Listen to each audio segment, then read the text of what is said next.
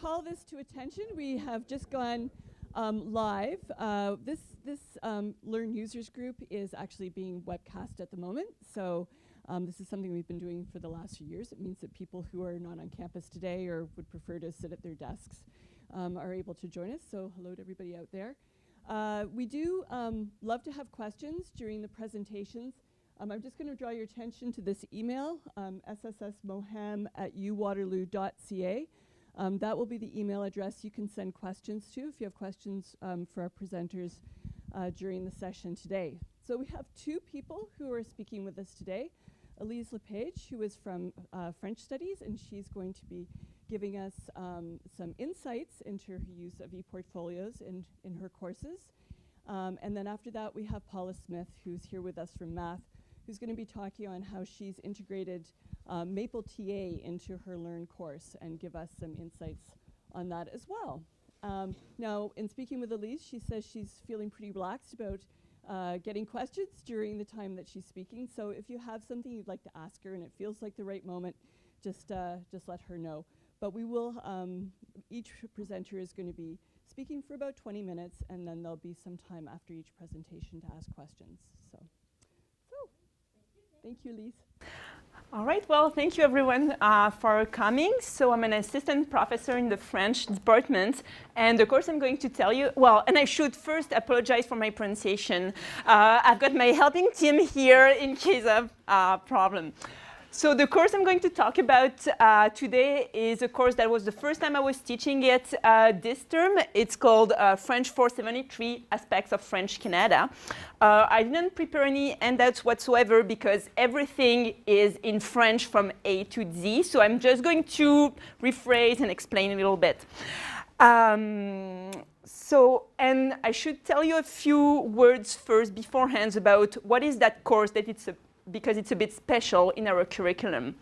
Most of the courses that we teach in the French department fall either in the French grammar, linguistics, or literature category, but this one is one of the very few that doesn't. It's a course in cultural studies, which means that we study, pop culture in general, a bit of history, a bit of geography, anthropology, a bit of everything, okay? So it was already a bit well, not disturbing, but unusual to me. Okay, it was a very challenging, but the best challenge I've ever had in terms of teaching. So this course, Aspects of French Canada, the goal of it is to teach students what is it like to live, to grow as a French minority in Canada. So we basically spent 4 weeks teaching French from Ontario, 4 weeks on Acadia from New Brunswick, mainly, and 4 weeks on Quebec. Studying those various areas and their relationships. And most of the theoretical concepts that we study, well, the case studies are based in Canada, but most of the concepts like diglossia or the psychological effect that it has on the subjects are applicable on minorities elsewhere in the world. So for example, I had a student from Bosnia. For him, it was very familiar, and he had lots of examples from his own country. Okay, so that's what it is about. So when my colleague, François, who had been teaching that course for a few years, passed on that course to me, he said, well, that's a course with lots of love. And it is true. Well, I would rather phrase it as with a lot of, with a lot of spirit. So, and I attended a few classes of François a few years ago just to get a sense of what is that love or spirit that's going on into the course. And indeed, it's super important because you give a lot of yourself, lots of personal example, and you also get a lot from the students. So it's important to build that kind of very close relationship with them, that link of confidence, so that they can share stories that are relevant for the course too. So, and my goal in that course, I knew already probably half of the students just because they're fourth year and we're kind of a medium-sized department. our students have expectations and questions about those minorities or just about Quebec people. You know, why do they make such a fuss about this or that question? And our students kind of feel they want to express and discuss those topics. How come if they were born just 500 kilometers from here, they would feel so different about topics like religion or about student fees and so on?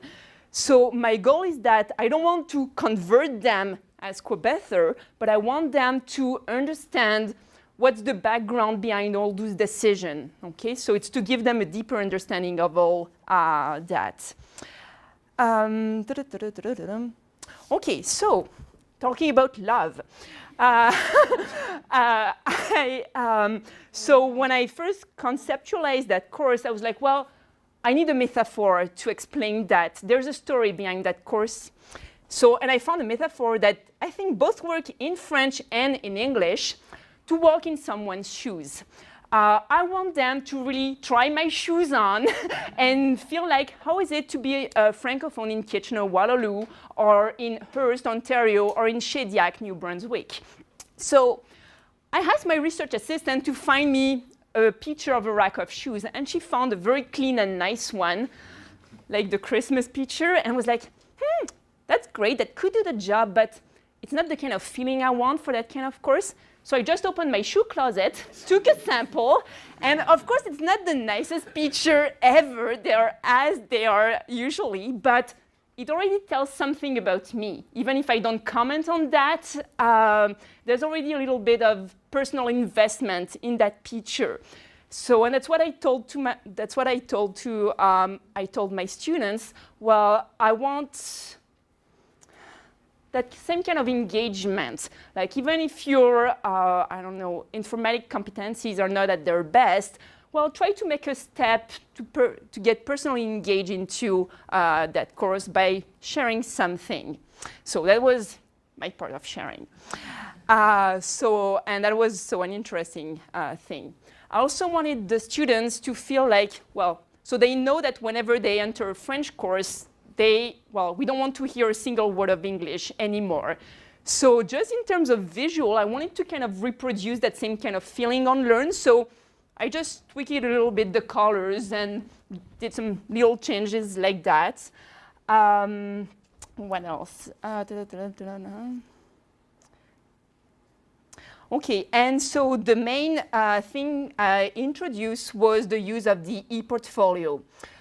So I just adapted an assignment that François, my colleague, used to give, which is called the enquête culturelle, so the cultural quest, or it's a bit like a detective assignment.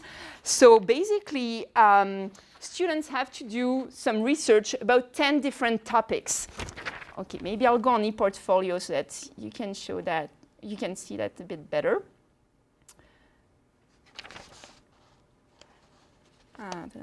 Okay, so this is my ePortfolio. That's empty. Okay, so I'll just comment first. Oops, and I didn't make the 10 elements appearing. But so they have to make some research about a region in Quebec, a city or a township, about an acronym. Okay, that speaks for itself. Good. There's a singer. There is a writer. A contemporary writer. A public personality, it can be a politician or someone who's in the media. Number 7, a person or a historical person or event. Okay. Number 8 is a recent movie. Number 9, what do Quebec people think about? It can be anything, from Stephen Harper to spending the winter in Florida to Don Cherry, whatever. Number 10 is find a picture or a caricature. So when talking about pop culture, that's what it is.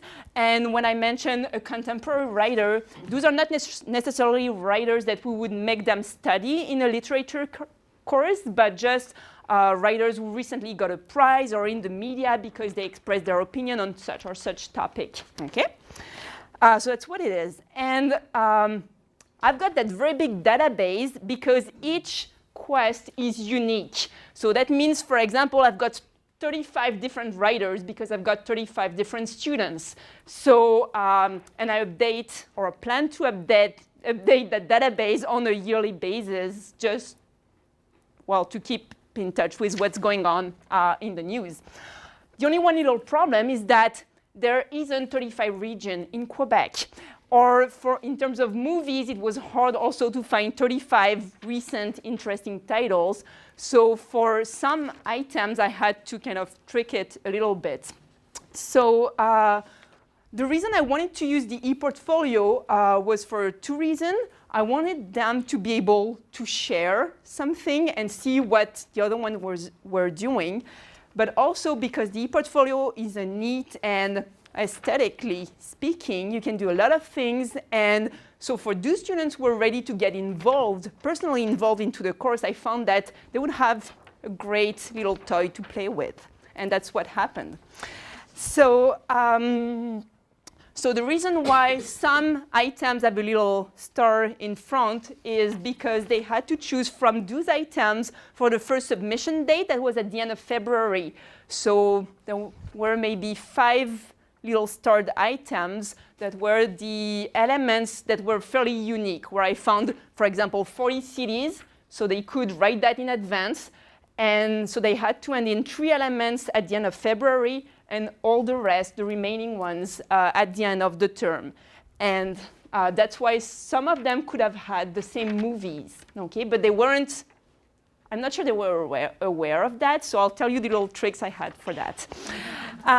It was kind of a big game for me to organize, and I just liked it. So, so the important thing to remember when you use ePortfolio is that, yes, students are always online, they're used to that, but at the same time, they not necessarily know how to play with that kind of thing. And they're sometimes not very much more advanced than we are in our use of technology. So what I did is that the second day of class, I asked them to bring their laptops or tablets, and we did an hands-on session in class. Now, Catherine or Kyle can do that for you, but because I wanted to have that access to technology in French, I had the personal tutorial with Catherine and Kyle beforehand, and I organized it myself in class on the second day of class. So what I did, if you go into Edit, I'm sorry, not the, yes, that's where it is. So there are those 10 elements, and what I did is that I also built that me, myself, and I element. Actually, I should not be in Edit, I'm sorry. So I created all that template in advance, and the day before the first day of class, I asked, well, I can't remember if it was Catherine or Kyle, but to push that template that was ready-made for the students. So that was making their job easy. They didn't have to build the whole thing. There were already the spaces that were designed for them. So I just introduced myself, you know, my name, where I live, my native language, what other language I learned, how do I use French, what for, what does it mean for me, the different places where I lived, all those little details that are relevant for this course, okay? And basically what's in blue was part of the template and pushed to the students. So and during that hands-on session on the second day of class, I brought them onto the ePortfolio tool and asked them, well, can you just replace my information with yours? And during the evening, I just took the time to read everything, write a nice little comment, you know, to establish that dialogue.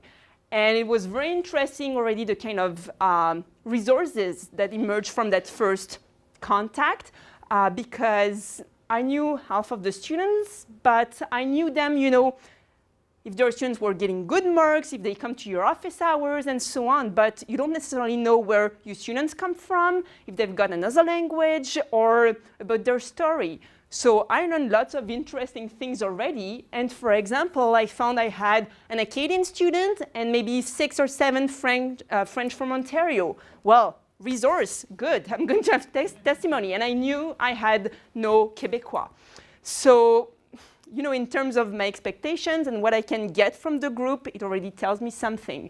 And it was nice to share that, and of course, all the students could see each other's profile. So, I don't know if there's any reactions so far, or... Okay, thank you, Charm. Okay. So I just would like to show you a few examples of what the students did themselves. So if I just go back to the ePortfolio. Honestly, I didn't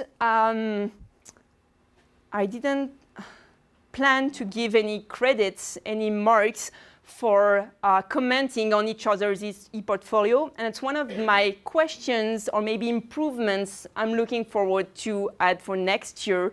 Should I reserve a part of the marking to do that? Because I had no real sense if they did consult each other's. I knew that some did informally, but they didn't leave any comments on each other's ePortfolio. So that's one of the improving zone I could work on. So a first example is my student Karine. Oops, it's in the Explore section.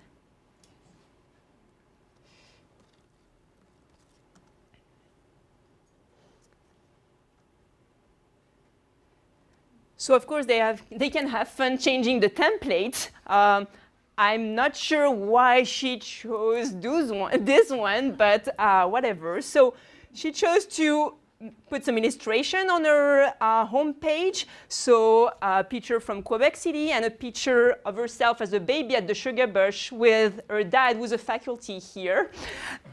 So just a first involvement. So she filled, of course, the me, myself, and I page. And what else? She had, for example, for number 9, what do Quebecers think about Twitter and Facebook?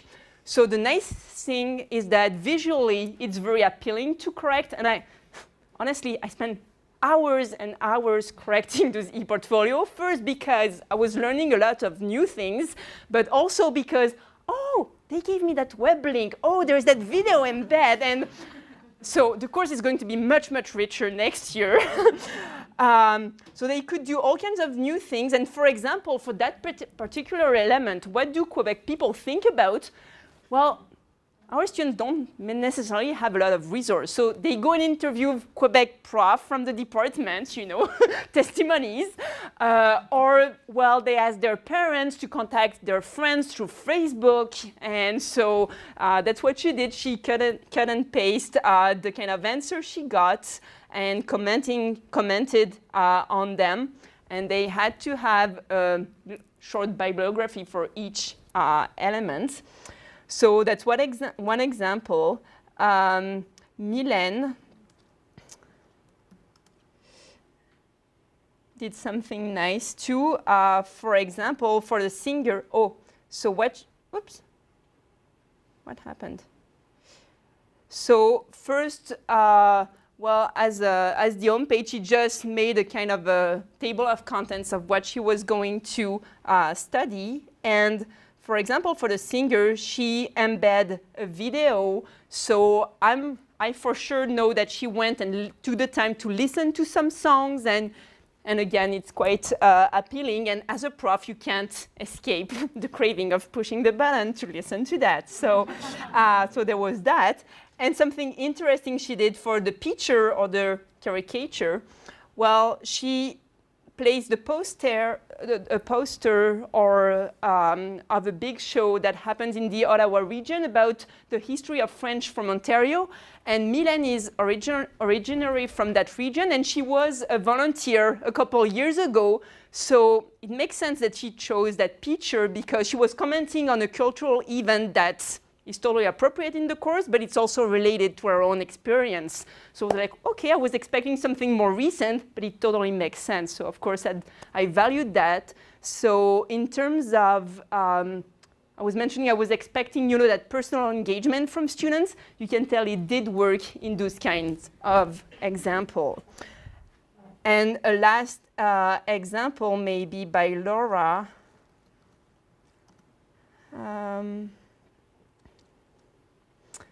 So this was a fun one. And she was probably the first one on the first evening to just illustrate her own page with that image. I think I commented on that, and I just said, thank you for the beautiful pictures, Laura. Maple syrup.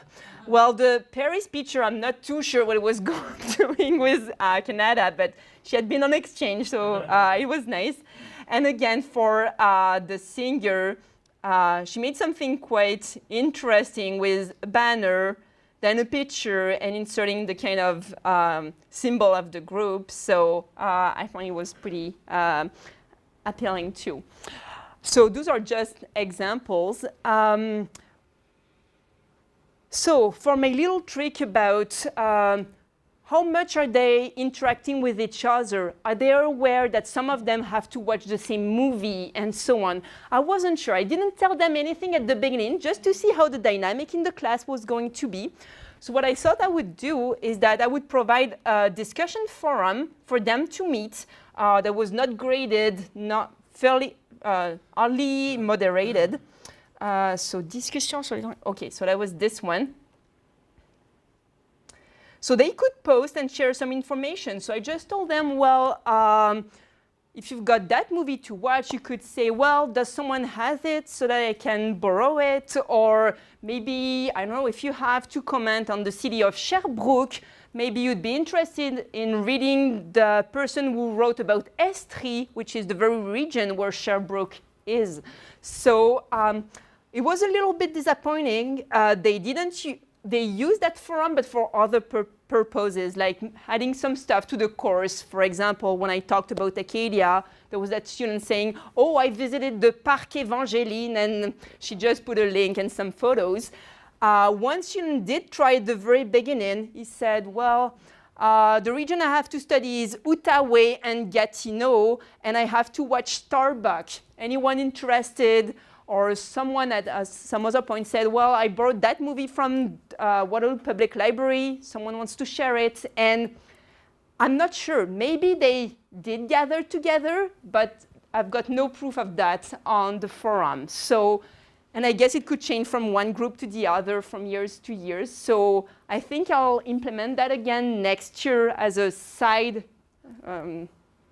as an extra component to the ePortfolio, but I'm not sure how to best sell that to students or to make sure that they're going to make most of it. It's hard to tell if they're just discussing and sharing verbally between themselves in class, or if they need a more formal space like that. I'm out of time, I'm sorry. Okay, and just maybe as a concluding word, there's great things that came out of that course just because, for example, they had to read some very local newspapers from tiny little cities like Shediac in New Brunswick. Not very appealing newspaper, but I took the initiative to email the editorial board of each newspaper saying, well, you know, we're 36 people from Ontario reading you every week, and my students are learning a lot. And the newspaper from Gatineau, Quebec, answered, oh, thank you, Prof. Lepage. We want to publish your email. Thank you for your interest. Actually, I've got a better idea. Wait, I'll have my students writing what they think about your newspaper. So the students were, well, part very happy, I guess, but they were not showing it, and part, you know, complaining about that extra work. So I had them to write in Teams a few little lines, and we got published in La Gatineau, taking a picture in front of the blackboard and so on. So I think that in the end, they were very proud of what they did. But so, and that was not scheduled into the course. It's just because it came up, because it worked so well. So thank you very much.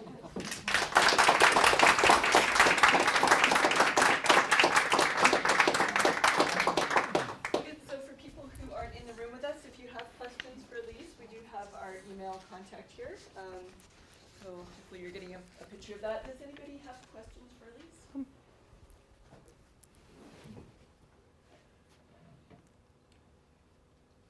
What was the town of the French Alps where you grew up? Pardon me? Oh, pardon me? What town of the French Alps did you grow up in? Near Grenoble. That was it. So you're not French Canadian? No. Oh, And that's the big change because my colleague François is a true Québécois. Just by the look, you can tell he is. And you know, when he's telling about the political history of Quebec, he's just talking about his memories. You know, McGill Français in 1969, he was there and blah, blah, blah. So there's a lot of interest for the students because it's living history, right? For me, it's a bit different because it's totally strange, but it works well differently just because I'm also an outsider. And, you know, I chose to live in Canada, not in Quebec, so kind of an intermediate. Yeah. Anything else? Yep. Oh, Constantine.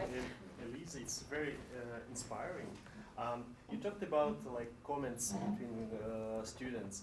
Do you think in future to introduce like separate forum for it, or just to use this comments feature of ePortfolios? And, did students use this comments feature? Did they comment others' ePortfolios? They didn't. So that's why I do think that for discussions, if you don't award marks towards that, that's not really going to work because I felt I had the best group ever. And I'm missing them.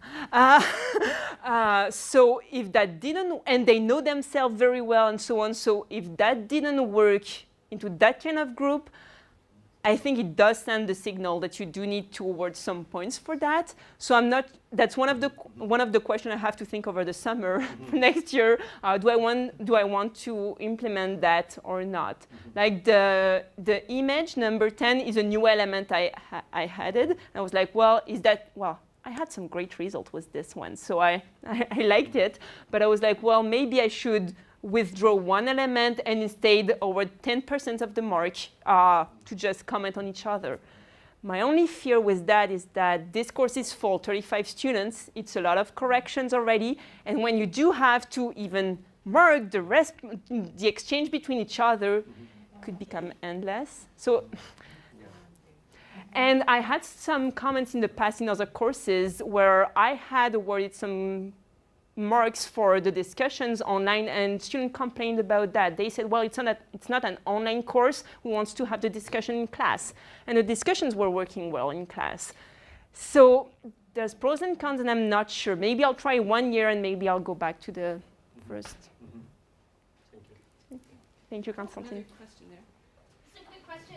When you're marking the ePortfolio, did you just, you had a separate email to the students, or how does the marking? It's super easy, and I'm sorry, and I logged out already. I should have shown you. Well, I had 2 Dropbox, so when they just submit the whole thing, do I have time to no? Probably not. Yeah, Maybe okay. we can do that Yeah, afterwards. okay. So, and visually it's super because you've got the little frame where you can write the comments, and right beside it you can see exactly what I showed you.